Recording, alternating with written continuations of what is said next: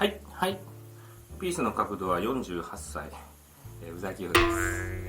明けすけになってまいりました。恥を知らなくなってきましたね。今日もね、いろいろ大変、面白い撮影たくさんできましたね。メインはビジネスの話で時間食われたんですけど、道中ですね、お昼とかね、あとパン屋さんのシーズンもありましたけど、ここ見てください。このパン屋取れなかったけどね、これ結局ね5000でね買わせていただきまして2個でかいよね。これさありえないよね。これちょっとでさっき洗ったから大丈夫か。こんなんですよ。これ出来上がったのでーんってね、近くで見せますけど、これ2個も買っちゃってね、勢いでどうすっぺって感じですよね。1日1個も食べれないよねと思ってます。しかもだって昨日のザクロもまだ同じ位置にあるし、これチーズね、これ超食べるかもしれないですね。でね、これねお土産で買ってきたんですけど、多分絶対ほらポークが入ってるじゃないですか。ポークのなんかタレっていうかな、だしみたいなのがね、ストックみたいなのが、だからこれねイスラム教徒が多い、そんなめちゃくちゃ経験な人が多いってわけじゃないとは正直思うんですけど、ソフトムスリムなんで。ただね、ポークはねやっぱダメらしいんですよ。だからね、この辺他のやつもね、ひょっとして僕が全部食べなきゃいけないと思うとね、どんだけ太ればいいんですかって話ですよね。それで安定のですね親父晩酌ね、これね昨日飲まなかったです。昨日のですねサルバスト、これをねうまかったですね。一番搾りちょっと苦くしたような感じでね、これ飲みやすくて好きですね。ただもともとねこれね濃いねドロンとしたやつが好きなんですけど、これね曰く形容しがたいな。これ何に近いかな。でこれ 10.5% 書いてくるね。 10.5% でアルコール度数絶対ないです。アルコール度数じゃないんでね、なんか別のものだと思うんですけど、アルコール度数自体はね軽くて、4.5 とか逆に軽いんじゃないですかね。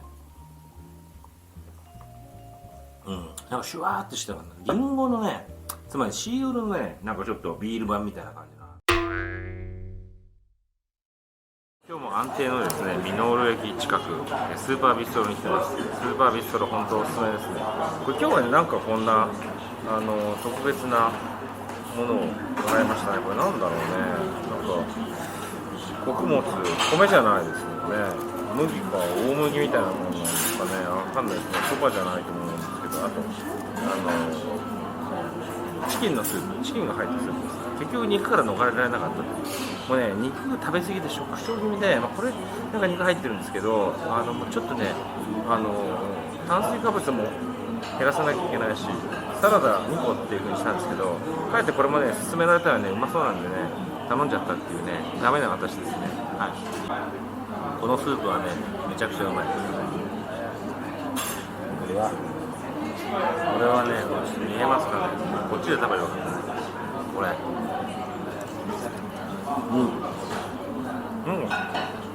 春雨みたいな感じですよね。麺が入ってるんですけど、これ薄切りの馬肉に絡めるやつと同じだと思うんですよ。それがお湯の中でちょっとふやけてます。結局ですねこのお皿がちょっといらなかったんじゃないかと。これねバリバリ穀物ね、多分ね麦なんとか麦ってなんだよって感じなんですけど、麦ですね多分ね。